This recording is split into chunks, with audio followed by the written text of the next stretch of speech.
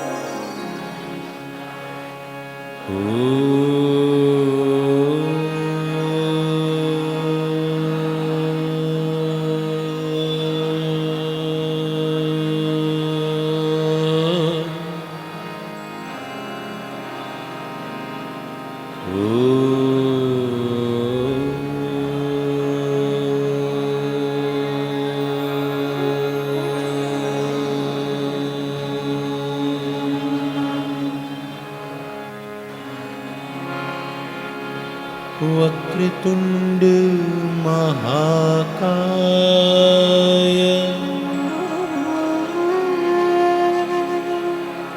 सूर्यकोटि समप्रभ निर्विघ्नं कुरु मे देव सर्वकार्येषु सर्वदा।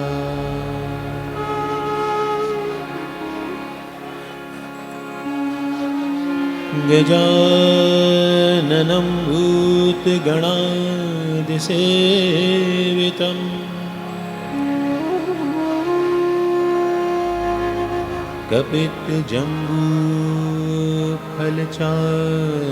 कपितजम्बूफलचारुभक्षणम्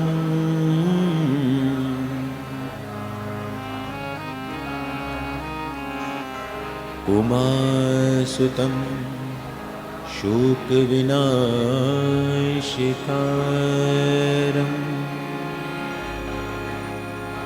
नमामि विघ्नेश्वर पादपङ्कजम्।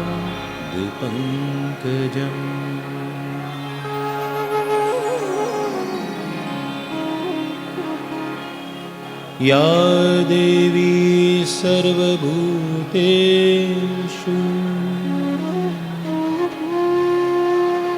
मातृरूपेण संस्थिता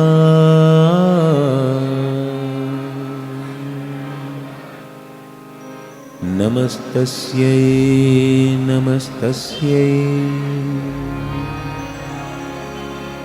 नमस्तस्यै नमो नमः।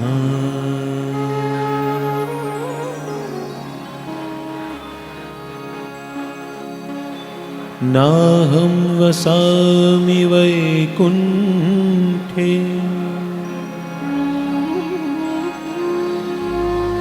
योगिनां हृदये न च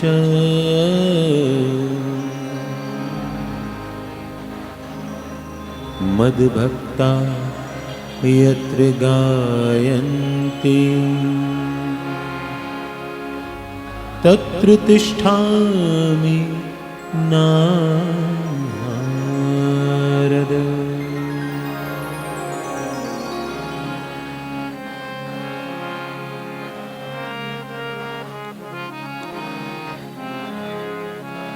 सर्वे भवन्तु सुखिनः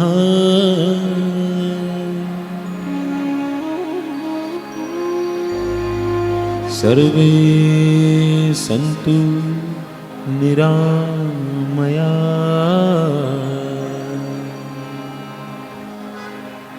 सर्वे भद्राणि पश्यन्तु मा कश्चित् दुःखभाग् भवेत्।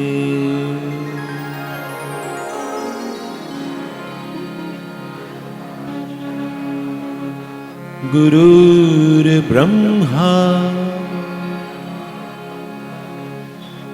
गुरुर्विष्णुः गुरुर्देवो महेश्वरा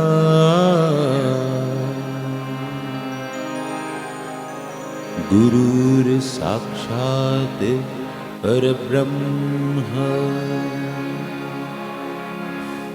तस्मै श्री गुरुवे नमः।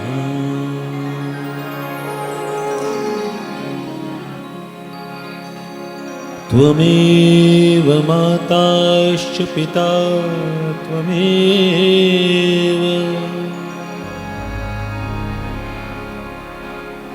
त्वमेव बन्धुश्च सखा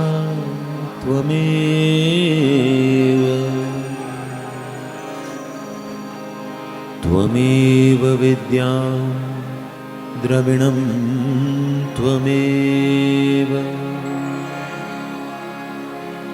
त्वमेव सर्वं मम देव।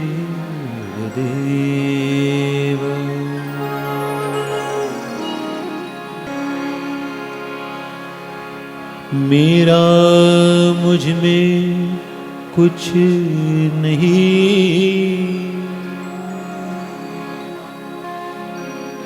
जो कुछ है वो तेरा,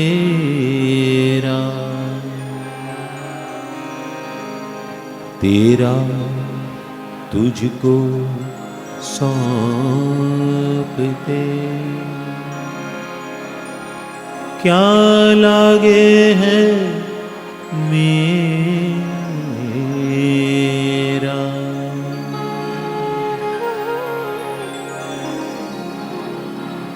हे मेरे साईं तुमसे बीनती,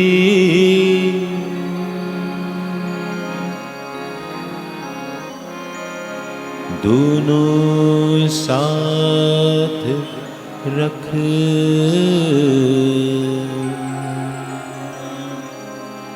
प्राण रखे तो लाज रख, लाज बिन प्राण ना रख।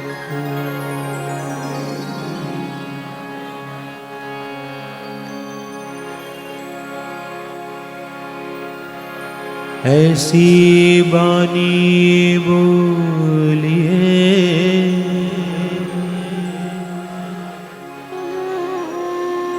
मन का पाखो,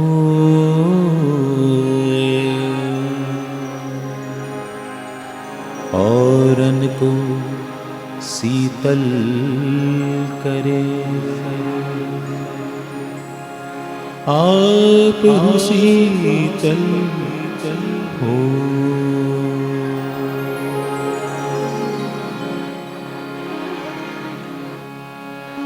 बड़ा हुआ तो क्या हुआ,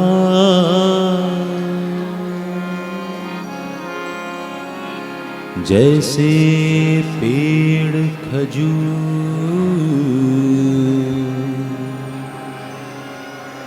पंथी को छाया नहीं,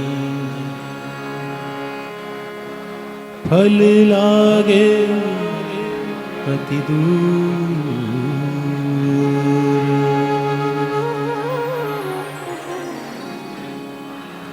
सदा निम्बवृक्षस्य मूलाधिवासा सुधास्त्राविणं तिक्तमप्यप्रियं तं तरुकल्पवृक्षादिकं साधयन्तं नमामीश्वरं सद्गुरुं साईनाथम्।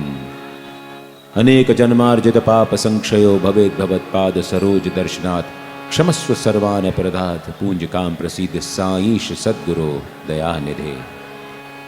मैं भगवान साईनाथ का नमन करता हूँ, जिनका सान्निध्य पाकर नीम वृक्ष कटु तथा अप्रिय होते हुए भी अमृत वर्षा करता था।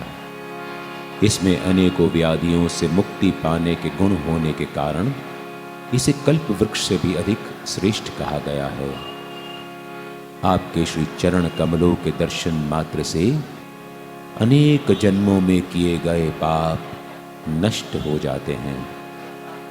हे गुरुवर साईनाथ, मेरी पूजा से प्रसन्न होकर समस्त अपराधों को क्षमा करें।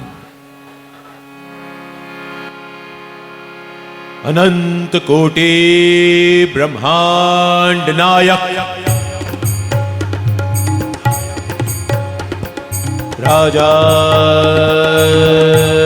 राजाधिराज योगीराज परब्रह्म श्री सच्चिदानंद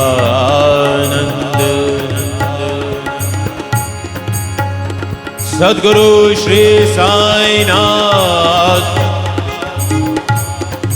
महाराज।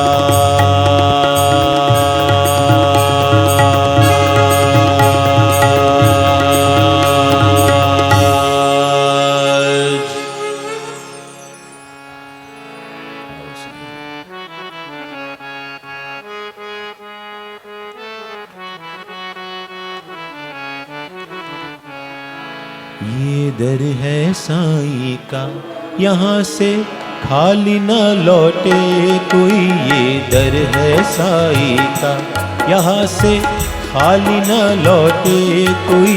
ये दर है साईं का, यहाँ से खाली न झोली गई।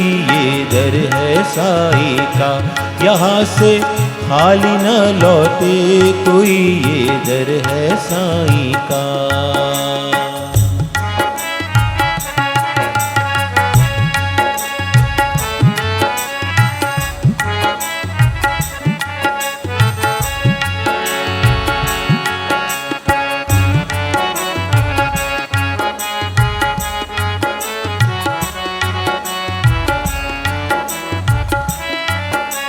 साईं साईं करता जा तू, साईं की महिमा गाता जा।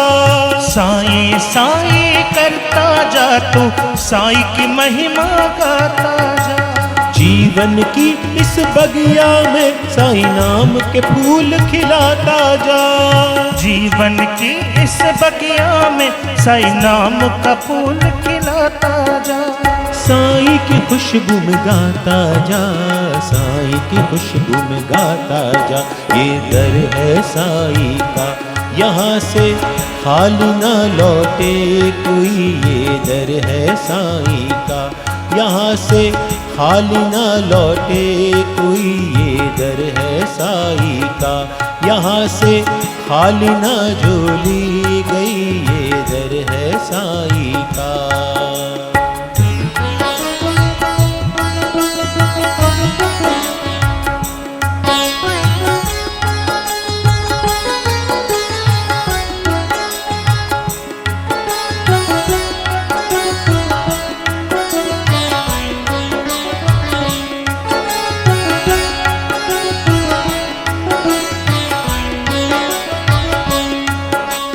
कटी पतंग सजीवन तेरा, ठौर ठिकाना कुछ भी नहीं।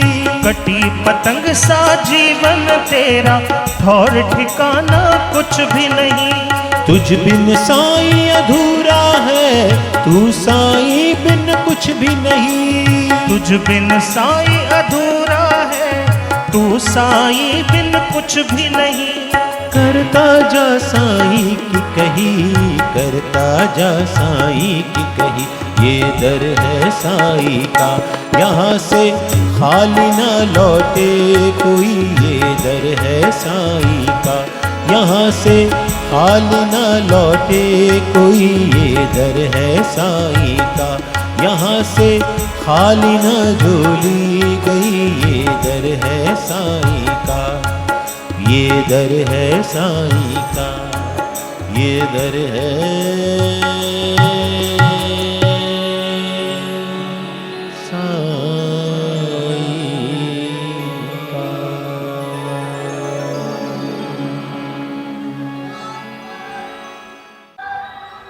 साईनाथ महाराज की जय।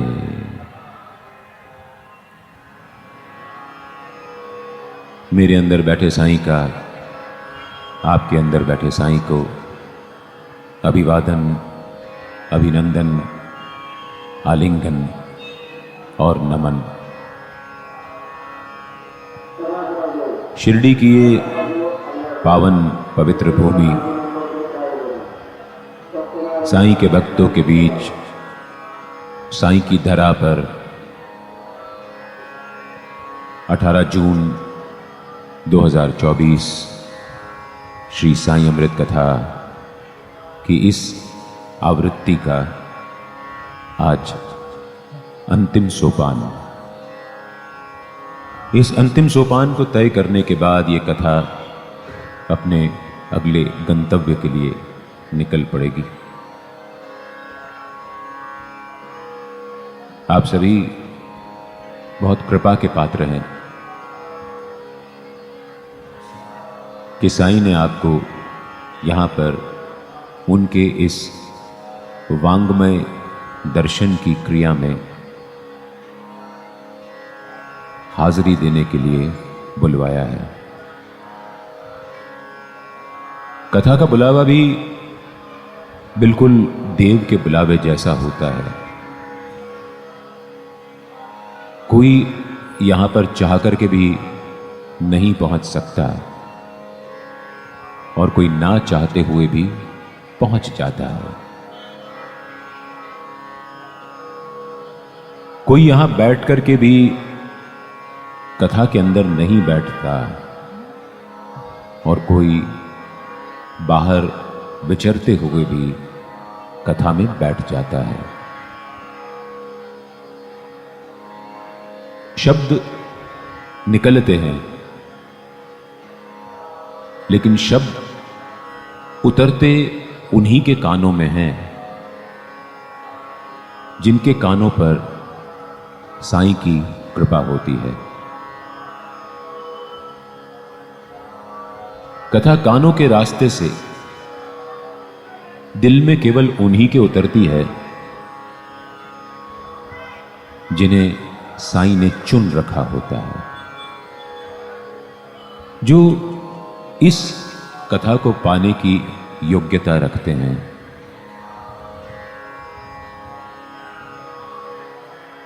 कथा को सुनना अपने आप में एक तपस्या करने जैसा है। तपस्या में ध्यान भंग होता है तो तपस्या भंग हो जाती है। इसी तरह से कथा यदि उसका प्रवाह यदि कहीं भंग हो जाए तो वो कथा भी भंग हो जाती है।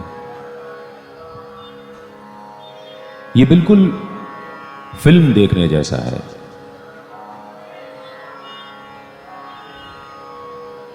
कोई महत्वपूर्ण मोड़ यदि आपसे फिल्म में चूक गया, किन्हीं भी कारणों से आपके मन में कोई विचार वेग आ गया, आपके मन में कोई दुविधा उत्पन्न हो गई, आपके मोबाइल पर कोई नोटिफिकेशन आ गया, आपके पड़ोस वाले ने जोर जोर से बात करना शुरू कर दिया और आपने गुस्सा करना शुरू कर दिया,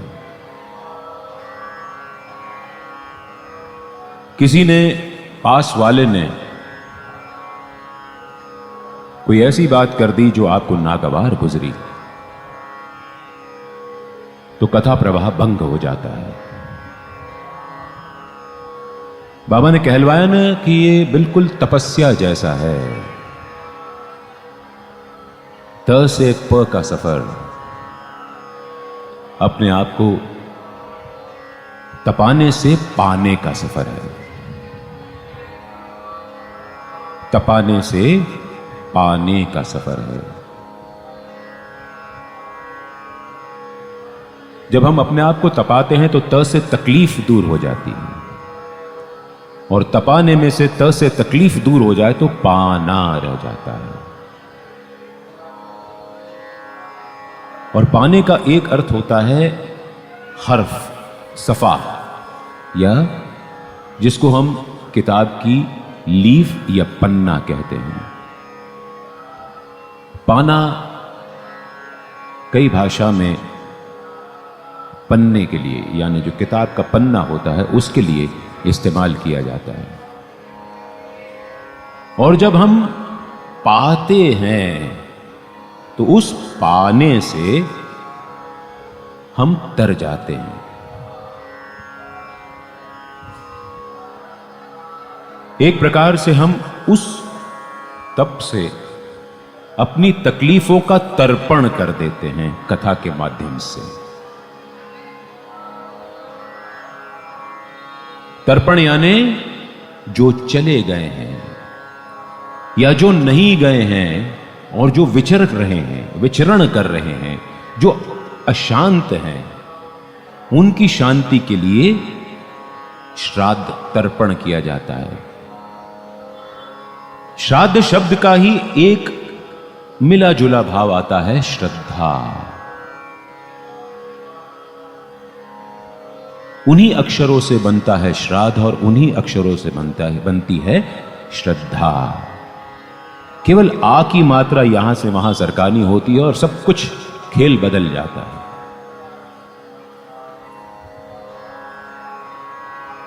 तो अपने आप को तपा करके जब हम तर्पण की ओर जाते हैं तो अपनी तकलीफों का श्राद्ध अपनी श्रद्धा के माध्यम से कर देते हैं। और श्रद्धा जो है वो आनंद देने वाली होती है। जो अशांत करने वाली तकलीफें होती हैं वो श्रद्धा का एंटीडोट यानी उसका निवारण पा करके निर्मूल हो जाती हैं। तो जीवन में याद रखिए कि श्रद्धा जो है वो कभी भी निर्मूल नहीं जाती। आपको फल क्या मिलता है, ये आपकी श्रद्धा की शुद्धता और तीव्रता, ये दोनों पर आधारित रहता है।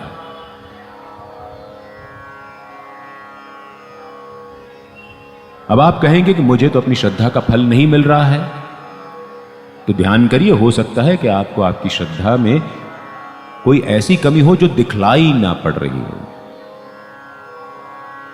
अपनी श्रद्धा में संदेह का भाव अगर है तो श्रद्धा क्षीण हो जाती है, कमजोर पड़ जाती है। और ऐसी श्रद्धा फल तो देती है। देखिए, हमने कल आम के पेड़ की बात की थी, ऐसे बौरों की बात की थी जो आम बनते हैं। तो श्रद्धा तो प्रत्येक बौर के आम बनने जैसी है। उनमें से कुछ आमों में कीड़ा लग जाता है, कुछ आम अधपकी हालत में टपक जाते हैं और कुछ आम बहुत मीठे बन जाते हैं। जो आम, जो बौर श्रद्धा की डोर से आम की टहनी से चिपक करके अपने श्रद्धा के पकने का इंतजार करते हैं, वो मीठे हो जाते हैं। तो अपनी श्रद्धा को तीव्रता दीजिए, अपनी श्रद्धा को उष्णता दीजिए, अपनी श्रद्धा को पकने दीजिए। क्योंकि ये अगर पकेगी नहीं तो कच्ची श्रद्धा के फल भी खट्टे होंगे, कच्चे रह जाएंगे। और ध्यान रखिएगा पकते हुए फल में कीड़े भी लग जाते हैं। उन कीड़ों से अपने आप को बचाइएगा, क्योंकि कीड़े लगने के बाद वो श्रद्धा से प्राप्त होने वाला फल खाने लायक नहीं रहता। वो कीड़े क्या हैं? कीड़े हैं अश्रद्धा की उपज। देखिए, कितनी भी आप खाद पौधों में डाल लीजिए, कितनी भी आप मटके पानी उसकी जड़ों में उड़ेल लीजिए, लेकिन फल जो है वो अपनी तासीर, उस तासीर ने जो उसका समय निर्धारित किया है पकने का, उसके बाद ही फल फलीभूत होता है। और यदि हम जल्दी में रहे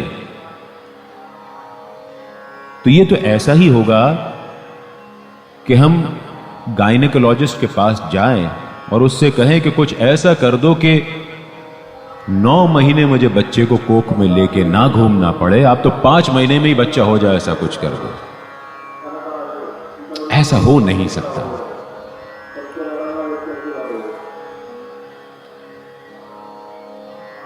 धीरज रख रे मना, धीरे सब कुछ होए। धीरज रख रे मना, धीरज सब कुछ होए। माली सींचे 100 घड़ा, ऋतु आवे फल होवे। तो धीरज का श्रद्धा को और श्रद्धा को धीरज का साथ, ये हमेशा बहुत आवश्यक है। इसके बिना दोनों अधूरे हैं और दोनों में से कोई भी पल्लवित नहीं हो सकता। कल हम बात कर रहे थे भक्ति की। हम भक्ति के गुणों पर बात कर रहे थे, भक्ति की चारित्रिक विशेषताओं पर और उसके श्रृंगार पर बात कर रहे थे। कल बाबा ने जितना समय दिया, जितनी उनकी मर्जी थी, हमने उतनी ही बात की और केवल एक चारित्रिक विशेषता पर हम भक्ति की बात कर पाए, और वो था कि भक्ति दैन्यता या दीनता के सिंहासन पर बैठती है। अब और बात करते हैं, बाबा की अनुमति है, हम भक्ति की बात और करते हैं।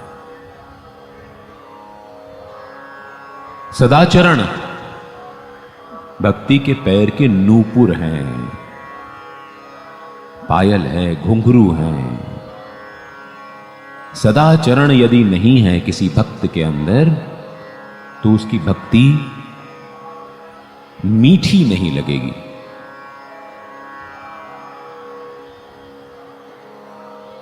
सदाचरण यदि नहीं है, सदाचरण का क्या अर्थ होता है? आचरण में सत्यता होना।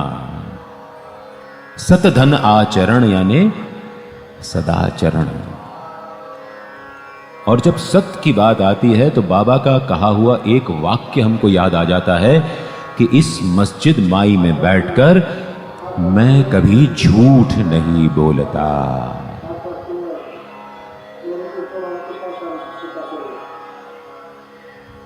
सत्य और आचरण, आपके आचरण में यदि सत्यता है तो आप भक्ति के पात्र हैं। आपकी भक्ति यहां वहां जहां तहां जाने की पात्र है। कैसे सदाचरण कैसे हो? बहुत आसान है, हमको सबको पता है कि हमको सदाचारी कैसे बनना है। और आचार की बात हो रही है, आचार की बात नहीं हो रही है। उर्दू में कहा जाता है कि नुक्ते के हेर फेर से खुदा जुदा हो जाता है। यदि एक बिंदु यहां का वहां लग गया तो पढ़ने में खुदा नहीं आएगा, वो जुदा आ जाएगा। तो इसी तरह आचार, अभी हमने सबने लोकसभा चुनाव देखे और अंग्रेजी में उसको कहते हैं मॉडल कोड ऑफ कॉन्डक्ट, जो कि लग गया था, जिसको हम कहते हैं आचार संहिता लग गई थी। और आचार संहिता जब लग जाती है तो उसमें कुछ करने और ना करने योग्य चीजें स्पष्ट कर दी जाती हैं कि आपको इन दिनों में ऐसा करना है और ऐसा नहीं करना है। तो सदाचार के कुछ आपको गुण बतलाता हूं। जो आपके मुंह में है वो आपके दिल में जो है उससे भिन्न नहीं होना चाहिए। जो आपके दिल में है वो आपके मुंह से भिन्न नहीं होना चाहिए। किसी को हम पीठ पीछे मिलते हैं, उसको बहुत सारी गालियां देते हैं और मुंह पे मिलते हैं तो आहा आप जैसा तो कोई है ही नहीं।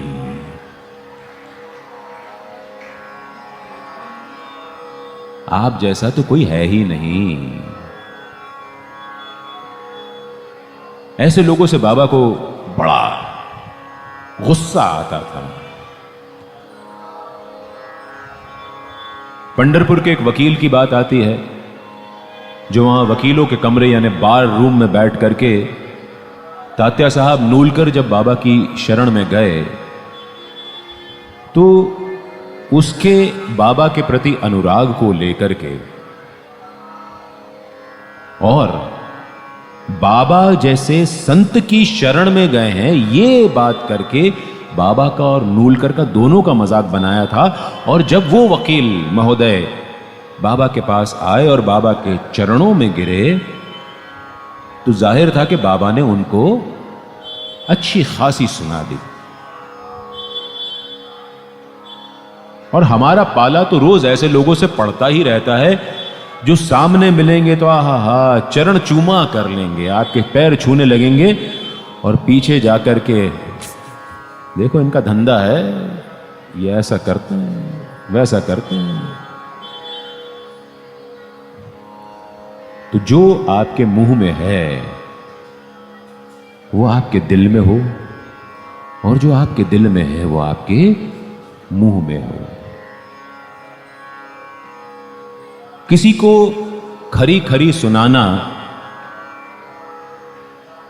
तो खरी खरी सुनाइए, लेकिन खरी अखरी ना हो जाए। किसी को खरी अखरे नहीं। अब एक और भक्त की कथा आती है साईं सच्चरित्र में। बाबा बाहर गए हुए थे भिक्षाटन पे या सैर पे, वो तो स्पष्ट नहीं है, मस्जिद में नहीं थे। लेकिन एक भक्त उनकी गैर हाजिरी में अपने भाई के बारे में बहुत सारे गंदे कटु अपशब्दों का प्रयोग कर रहा था। और श्री साईं सच्चरित्र को अगर पढ़ा जाए तो उसमें ऐसा जिक्र भी आता है कि ऐसे शब्दों का उसने प्रयोग किया जो सुनने वालों के कानों में भी पिघले हुए शीशे जैसे लगे, यानी बहुत खराब लगे, शर्म आ गई, घिन मचने लगी, ऐसे शब्दों का प्रयोग किया।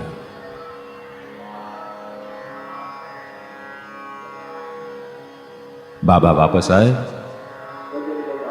बाबा से छुपा कुछ नहीं था। उस व्यक्ति ने बाबा की वंदना की। फिर बाबा भिक्षा मांगने निकले और उसको अपने साथ ले गए। आगे गली के मोड़ पर गए तो देखा कि एक सूअर उसकी फेवरेट डिश यानी विष्ठा खा रहा था। तो बाबा ने उस सूअर की ओर इशारा करके कहा उस व्यक्ति से कि तुम्हारा आचरण भी बिल्कुल इस सूअर की तरह है, और अगर तुम्हारा यही आचरण रहा तो ये द्वारका माई, ये मस्जिद माई भी तुम्हारी कोई सहायता नहीं कर पाएगी।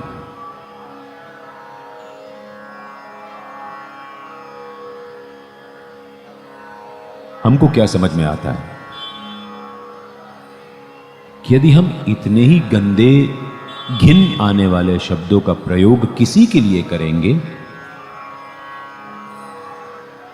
तो इसमें फिर भगवान भी हमारी क्या सहायता करेंगे।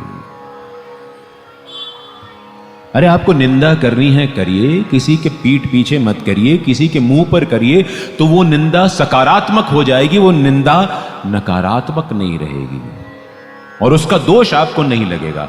किसी के मुंह पर उसकी निंदा करते हैं तो उसके लिए वो सुधारने की आपकी क्रिया है, ये आपको मान करके उस क्रिया को, उस निंदा को करना है।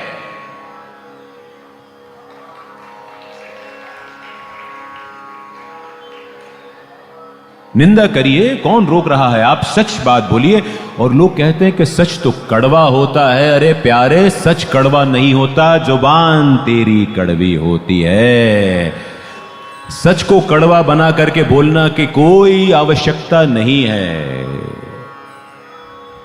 सच ऐसा भी बोला जा सकता है जो मीठा लगे।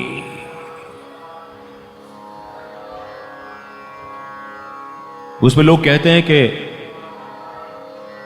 सत्यम वदम प्रियम वदम, सत्यम अप्रियम ना वदम। सत्य बोलो, प्रिय बोलो, और अप्रिय सत्य मत बोलो। यानी सत्य को अप्रिय बना करके मत बोलो। लेकिन हमारे मन में इतनी कटुता भरी होती है, इतनी गंदगी भरी होती है कि हमको जहां मौका मिलता है वहां पर हम उस सत्य को कड़वी गोली की तरह बना करके पेश कर देते हैं। तो इससे सामने वाला तो जो है सो है, उस पर फर्क पड़ेगा नहीं पड़ेगा वो एक दूसरी बात है, किंतु आपके चरित्र पर दोष आएगा। कटुता का साथ छोड़ दो, मीठे वचन कहो।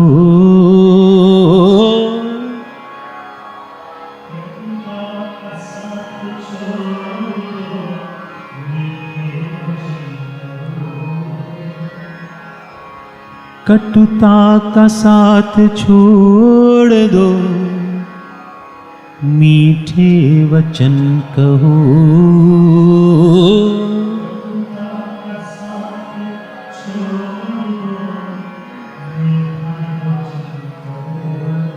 और कटुता को छोड़ो, मीठे वचन कहो, कोशिश करने से हो जाएगा। लेकिन इसमें एक और पेंच फंसा होता है कि बात करने का लहजा जो होता है वो भी बहुत आवश्यक होता है। आप बहुत मीठी बात कर रहे हैं, बहुत सकारात्मक बात कर रहे हैं, लेकिन आपका लहजा ऐसा है कि आपको सामने वाले को लगे कि आप पत्थर मार रहे हैं उसको। आज सवेरे की बात है, बाबा की अनुमति से समाधि मंदिर दर्शन जाने का मौका मिला। वहां पर सिक्योरिटी वाले होते हैं, वो पड़े चला पता नहीं मराठी में 2-4 चीजें उन्होंने और कह दी महिला को। तो मैंने कहा भाई यार थोड़ा आराम से बोल ले। अरे बोले अब मैं नाराज नहीं हो रहा हूं, ये तो बोलना ऐसे पड़ता है कि लोग आगे बढ़ जाएं। मैंने कहा यार तू कितना भाग्यशाली है कि 8 घंटे की तेरी शिफ्ट है और तू 8 घंटे यहां पर बाबा के इतने पास, इतने करीब से उनको देख रहा है। और मैंने कहा ये जो महिला जिसको तूने अभी दुत्कारा, वो बेचारी पीछे से लेके आगे तक आने में शायद उसको 7-8 मिनट लगे और सामने खड़े खड़े 2-4-10 सेकंड लगे। तो हंसने लगा, फिर कहता है ये तो मेरी ड्यूटी का हिस्सा है। वो उसकी ड्यूटी का हिस्सा हमने मान लिया, लेकिन हमारी ड्यूटी हर बार इस बात की आड़ लेकर के नहीं चल सकती कि हमको सच भी बोलना है और गंदे लहजे में भी बोलना है। वाणी कस्तर सुधार लो, हो गया भजन। वाणी कसर सुधार लो, हो गया भजन। मीठे वचन कहो तुम, दिल को जीत लो। कटुता का साथ छोड़ दो, हो गया भजन प्यारे, हो गया भजन। एक बार हम सब साथ में गाते हैं, चलिए ठीक है। तो थोड़ा बहुत क्या होता है कि मैं तो शिक्षक हूं और हमारे क्लास में जब वो बच्चा जो होता है, अगर वो कोई स्पेलिंग या वाक्य लिखने में गलती करता है तो टीचर उसको इम्पोजिशन दे देती है कि अब इसी चीज को तुम 8 बार लिखो, 10 बार लिखो, 20 बार लिखो।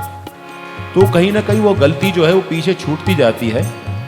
तो इसलिए हम 1-2 बार अगर इस पंक्ति को दोहरा लेंगे तो शायद कहीं दिमाग में बैठ जाए, अवचेतन में बैठ जाए, कहीं आगे जाकर के याद आ जाए। तैयार हैं सब? किसका साथ छोड़ना है? कटुता का साथ छोड़ दो।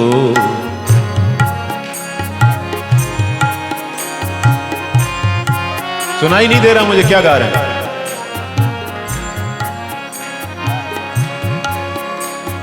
कटुता का साथ छोड़ दो, मीठे वचन कहो।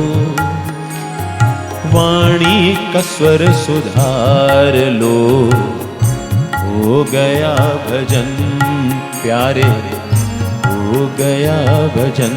ओ बंदे, हो गया भजन। भजन मुश्किल नहीं है, भजन तो बहुत आसान है। हम लोग करना नहीं चाहते और हम लोग क्या करते हैं कि बड़ी बड़ी चमकदार लाल पीली नारंगी लाइटों के बीच जो भजन गायक बैठता है, बिल्कुल जरीदार कपड़े पहन करके, ये सोने की मोटी माला गले में लटका करके, सामने साईं बाबा का ये बड़ा लॉकेट। और चूंकि मैं ये बात कर रहा हूं, आज मुझे किसी से डांट पड़ना पक्की बात है।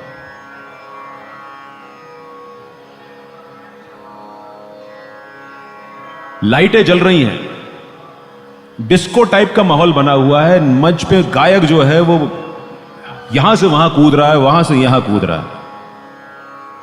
और तो और वो आपको डरा रहा है कि जिसने साईनाथ महाराज की नहीं बोली, जय नहीं बोली, उसकी बाहर चप्पल चोरी हो जाएगी। अरे भजन करना है, ये भजन थोड़ी हुआ यार। किसी को डरा करके भजन थोड़ी करा सकते हैं। अरे कौन कौन शिरडी जाना चाहता है? दोनों हाथ ऊपर उठाए तो सब लोग बेचारे पब्लिक हाथ ऊपर उठा देगी।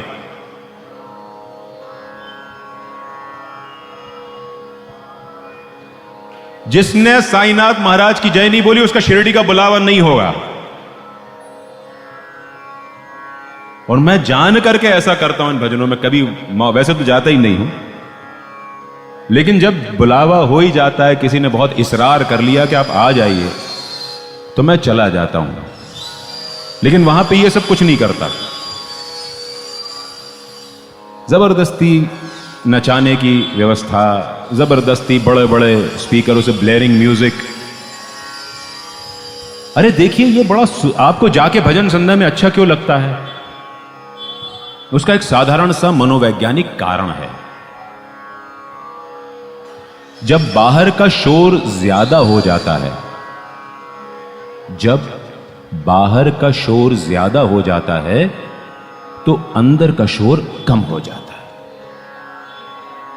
जितनी देर बाहर का शोर हमारे कानों के जरिए हमारे दिमाग पर हावी रहता है, उतनी देर अंदर का शोर कम रहता है। यह मनोवैज्ञानिक तथ्य है, साइकोलॉजिकल फैक्ट है। और इसीलिए हमको कुछ देर के लिए वहां जाकर के अच्छा रहता है, लेकिन वो होता है टेम्पररी रिलीफ, तात्कालिक रिलीफ होता है। उसके बाद लॉन्ग टर्म में वो रिलीफ काम नहीं आता। वो लाइटों का असर कम हो गया, चकाचौंध का असर कम हो गया, वो ब्लेरिंग म्यूजिक का असर कम हो गया। तो फिर हम जहां थे वहां के वहां। अच्छा, और जब भी मुझे ऐसी बात करने पे डांट मिलती है तो मैं बाबा के सच चरित्र का ही किस्सा सुना देता हूं जो मुझे डांटती हैं उनसे, कि दासगणु महाराज जो है वो एक बार बड़े सजे धजे रेशमी कपड़े पहन करके, अचकन जरीदार अचकन पहन करके, हाथों में चिपलिस ताल मंजीरे लेकर के बाबा के भजन करने को निकले। और बाबा ने उनसे कहा कि क्यों दूल्हे राजा, कहां जा रहे हो?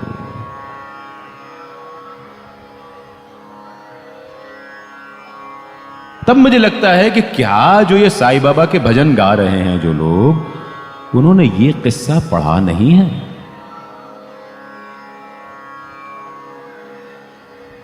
भजन में जितनी सादगी रहे।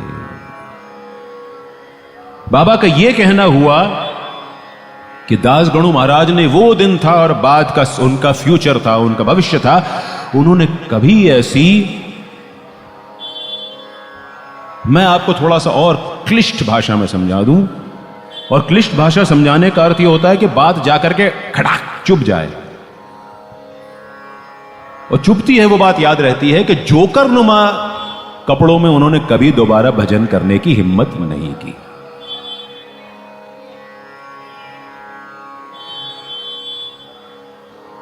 दासगणु महाराज ने, और बाबा की बात का असर देखिए, उसका आज के दशा और दिशा में संदर्भ देखिए कि हमारे जवान पीढ़ी, और मैं तो कहूंगा कि कुछ हमारी पीढ़ी के भी लोग आजकल ब्रांड्स के बड़े दीवाने हो गए हैं।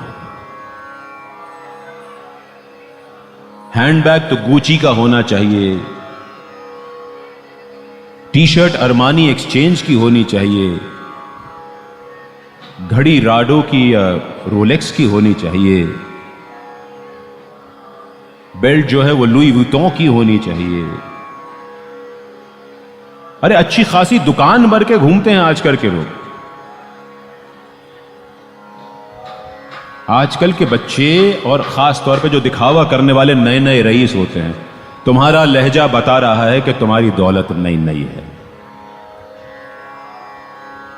तो ये दिखावे का, और जो दिखाने की होड़ में रहते हैं और जो इन चीजों को अफोर्ड नहीं कर सकते, जो इन चीजों को खरीद नहीं सकते, वो इनकी फर्स्ट कॉपी भी खरीदते हैं, और जो फर्स्ट कॉपी नहीं खरीद सकते वो सेकंड कॉपी भी खरीदते हैं, लोगों को धोखा देने के लिए। अरे भूल रहे हो कि तुम लोगों को नहीं, अपने आप को धोखा दे रहे हो। क्या जरूरत है तुम्हें ब्रांड्स की नुमाइश करने की? यदि तुम्हारी पहचान इन ब्रांड्स के कारण है तो तुम्हारा व्यक्तित्व शून्य है, किसी काम का नहीं है। और उस दिन के बाद जब दासगणु महाराज ने केवल अधोवस्त्र पहन करके बाबा के भजन करना प्रारंभ किया, तो वो स्वयं अपने आप में ब्रांड बन गए।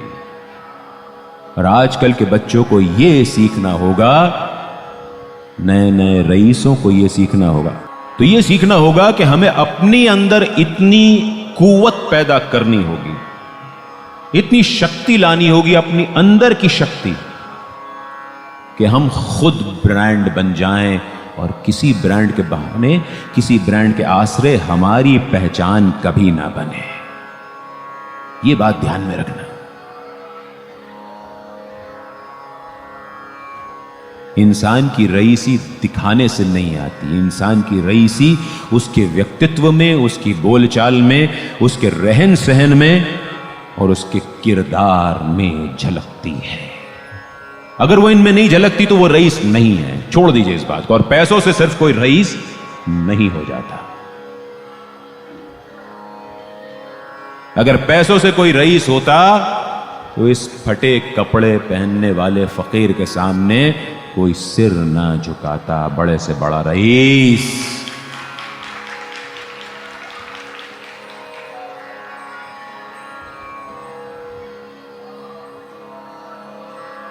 सदाचरण की बात कर रहे थे हम, भक्ति के पांव के नूपुर हैं सदाचरण।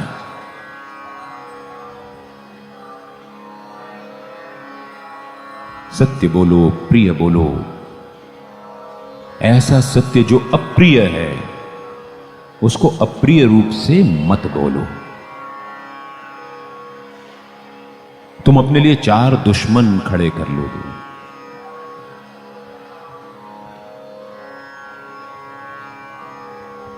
भक्ति के हाथ के कंगन है सहकार, उपयोगी होने की भावना।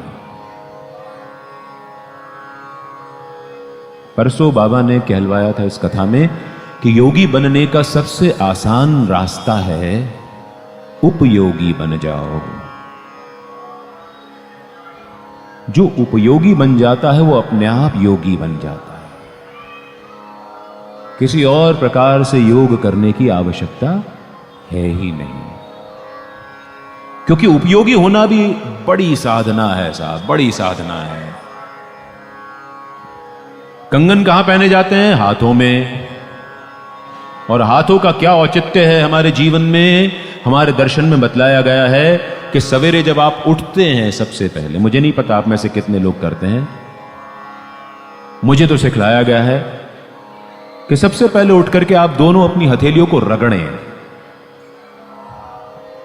आपको दोनों हथेलियों में एक दूसरे की उष्णता, उसकी गर्मी महसूस होनी चाहिए। और फिर उसके बाद आप वो उष्णता लिए हुए जो हथेली है उसको अपनी आंखों पर लगाइए। आपकी सुस्ती गायब हो जाएगी।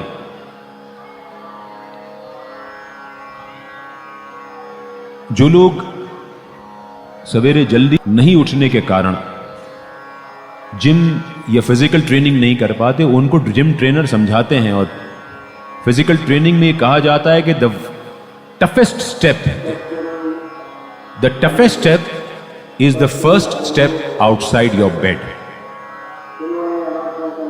यानी पलंग से पैर नीचे रखना वो दुनिया का सबसे मुश्किल कदम है।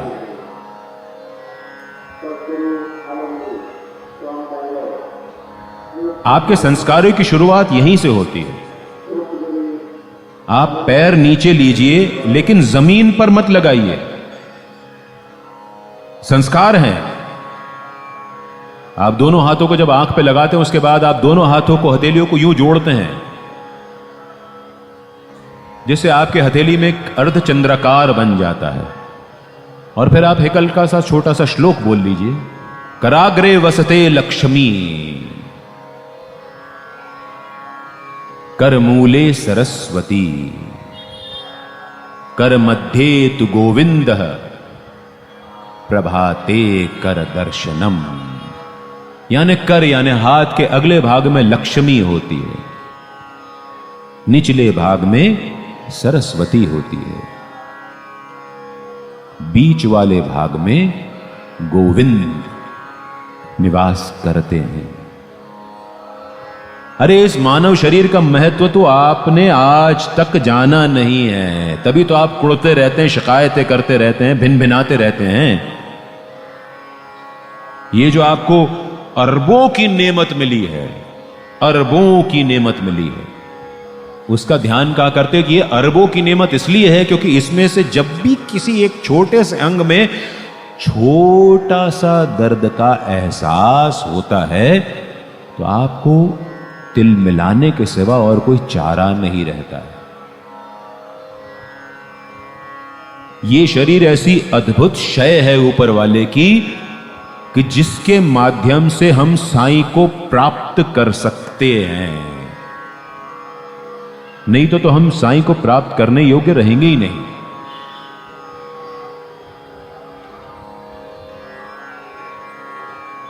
क्या है कि हम लोग बड़े नाशुक्रे किस्म के लोग हैं।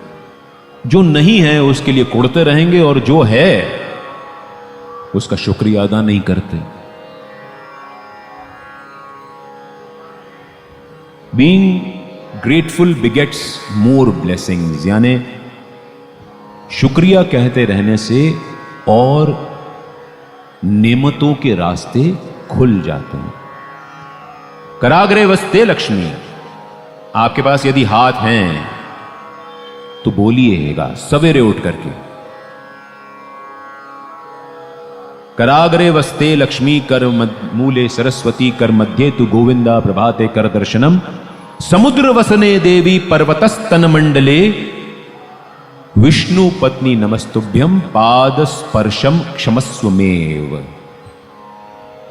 और इसके बाद अपना पैर जमीन पर रखिए कि विष्णु की पत्नी लक्ष्मी, ये धरा तुम्हारा रूप है और उसके ऊपर पैर रखने के पहले मैं तुमसे क्षमा याचना करता हूं। इस जमीन का कितने लोगों को अर्थ पता है?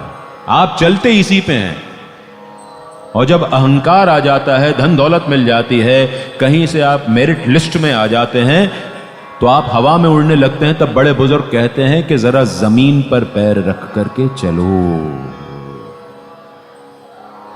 इतना महत्व है जमीन का। Stay grounded, stay grounded.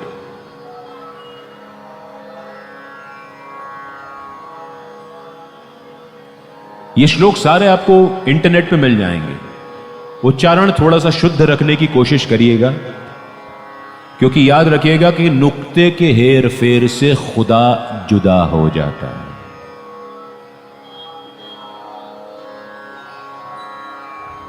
पूजा पाठ कराने वाले जो कर्मकांडी होते हैं, जब उनके श्लोकों में भी उच्चारण का दोष होता है तो उसका अर्थ बदल जाता है। इसीलिए जब भी, अब तो खैर बाबा की राह पर चलते हुए कर्मकांड बाबा ने बहुत कम करा दिया करना, लेकिन जब भी कभी करना पड़ता है तो मैं ब्राह्मण देव से निवेदन करता हूं कि ब्राह्मण देव, एक तो आप शॉर्टकट मत लीजिएगा, और दूसरा श्लोकों को बहुत स्पष्ट तरीके से बोलिएगा, क्योंकि आप यदि ऐसा गड़बड़ कर देंगे तो मेरी पूजा तो संपन्न नहीं हो पाएगी। कराग्रे वसते लक्ष्मी कर मूले सरस्वती कर मध्ये तु गोविंदः प्रभाते कर दर्शन समुद्र वसने देवी पर्वतस्तन मंडले विष्णु पत्नी नमस्तुभ्यं पाद स्पर्शम क्षमस्वमेव। वसुदेव सुतम देवम कंस चाणूरमर्दनम देवकी परमानंदम कृष्णम वंदे जगद्गुरुम। आज एकादशी है और निर्जला एकादशी है। खैर बाबा की राह पर चलते हुए तो उपवास वगैरह का तो प्रश्न नहीं उठता है,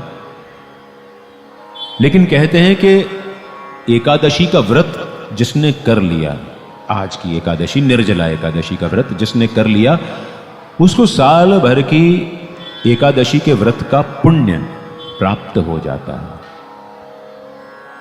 और देखिए, खा पी करके व्रत करना अपने आप में एक बहुत बड़ी कला है। अब अचानक आप लोगों में से किसी ने सुना होगा कि आज एकादशी, अरे बाप रे भूल गए, गलती हो गई, आज तो व्रत किया ही नहीं। अरे कोई बात नहीं, व्रत नहीं किया है तो कोई बात नहीं है। व्रत केवल खाने से थोड़ी होता है। कुछ अपनी बुरी आदतों को नियंत्रण में कर लो, वो व्रत हो जाता है। रोज 1000 रील देखते हो फेसबुक पे, इंस्टाग्राम पे, आज 200 देख लो तो 800 का व्रत हो गया अपना। यह भी व्रत है। रील देखते हुए खाना बनाने के समय अगर खाना गड़बड़ हो जाता है तो आज पूरे मनोयोग से खाना बना लो, वो भी व्रत हो गया। क्या होता है, उपवास का अर्थ हम लोग समझते नहीं हैं। हमको डराया जाता है उपवास के नाम पे, थोथे कर्मकांड के नाम पे डराया जाता है। बड़ा साधारण सा अर्थ है, उप यानी ऊंचा। उप का अर्थ होता है ऊंचा और वास का अर्थ होता है निवास करना। तो आप ऊंचा निवास करिए, ऊपर निवास करिए। और ऊपर निवास कैसे कर सकते हैं? जब आप अपने अंदर की भ्रांतियों को, दुष्प्रवृत्तियों को नियंत्रण में करके उनकी दिशा बदलने, तो वो उपवास हो गया। ये इतना सा खेल है और कुछ नहीं है। आज का दिन अभिमान मत करिए। एक दिन सही, अरे 1 घंटे सही, आधे घंटे सही, 5 मिनट सही, चलिए। समझ लीजिए कि आप जो है वो बिल्कुल एक साधारण है व्यक्ति हैं, आपके अंदर किसी बात को लेकर के कोई अहंकार नहीं है। और जब ये 5 मिनट कुछ क्षणों का अहंकार रहित समय होगा, वो आप महसूस करेंगे कि आपको साईं के और नजदीक ले जा रहा है। साईं ने कहा कहीं नहीं मैं दूर जी, साईं ने कहा कहीं नहीं मैं दूर जी, मन से पुकारो आऊंगा जरूर जी, मन से पुकारो आऊंगा जरूर जी।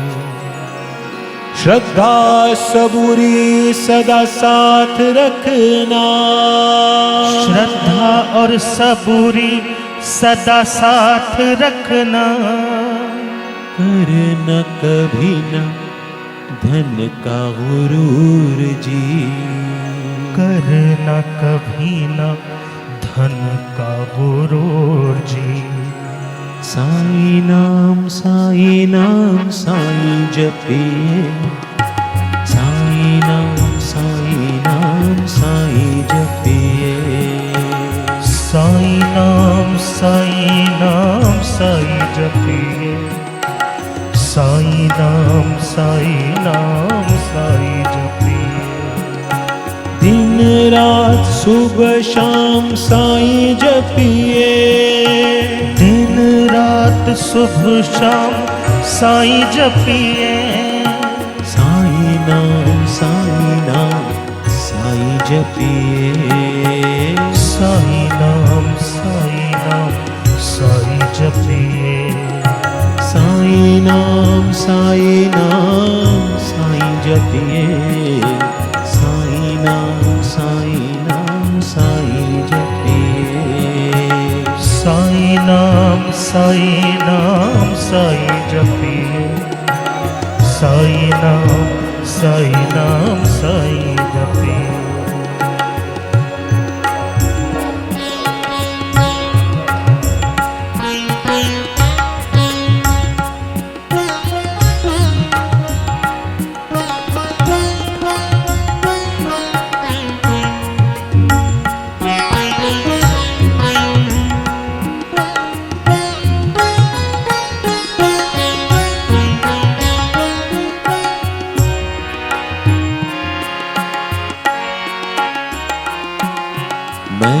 मैं करते जो अभिमान में, रखते मिठास नहीं जो जुबान में, मैं करते जो अभिमान में, रखते मिठास नहीं जो जुबान में। याद रखिए, मैं कौन करता है? कल ही बकरीद थी, मैं और एक कटार पड़ी और सारा मैं शांत हो गया। तो जब भी मैं करिए, बकरीद का ध्यान करिएगा कि ज्यादा मैं करने से काम खत्म। मैं करते जो अभिमान में, रखते मिठास नहीं जो जुबान में, मैं करते जो अभिमान में, रखते मिठास नहीं जो जुबान में। बाबा से प्रार्थना करना, उन पे भी रहमत करना सदा, उन पे भी रहमत करना सदा, उन पे भी रहमत करना सदा, उन पे भी रहमत करना सदा।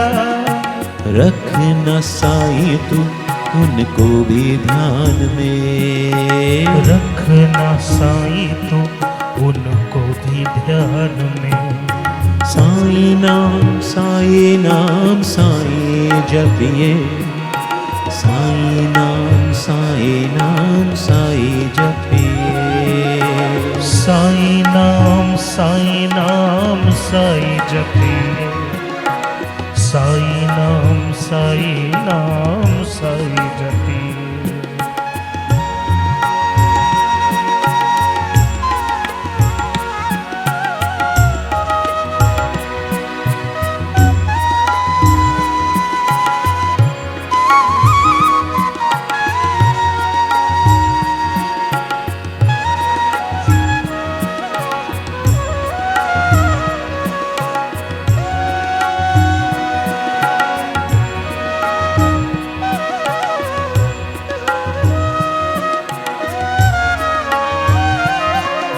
सेवा के जो सच्चे पथ पे हैं चलते। सेवा मतलब सहकार, भक्ति के हाथ के कंगन। हम यही तो बात कर रहे थे जब ये सब चीजें बढ़ती जा रही हैं, कथा का विस्तार होता जा रहा है। सेवा के जो सच्चे पथ पे हैं चलते, देखे न कभी किसी ने हाथ मलते। सेवा के जो सच्चे पथ पे है चलते, देखे न कभी किसी ने हाथ मलते। अंग संग साईं सदा साथ उनके, अंग संग साईं सदा साथ उनके। साईं की कृपा से फूलते हैं फलते, साईं की कृपा से फूलते हैं फलते। साईं नाम साईं जपिए, साईं नाम साईं जपिए। साईं नाम साईं जपिए, साईं नाम साईं जपिए।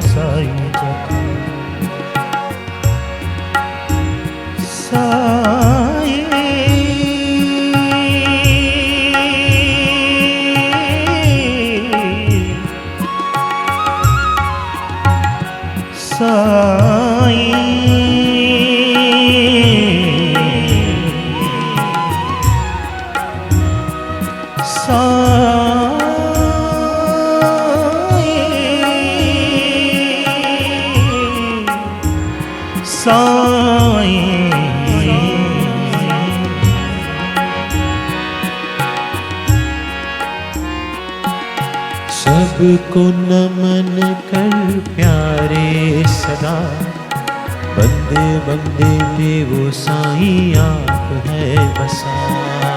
सबको नमन कर प्यारे सदा, बंदे बंदे में वो साईं आप है बसा। जल थल गगन सभी दिशाओं में, जल थल गगन सभी दिशाओं में। कण कण में है साईं का ही जलवा, कण कण में है साईं का ही जलवा। साईं नाम साईं जपिए, साईं नाम साईं जपिए। साईं नाम साईं जपिए, साईं नाम साईं जपिए।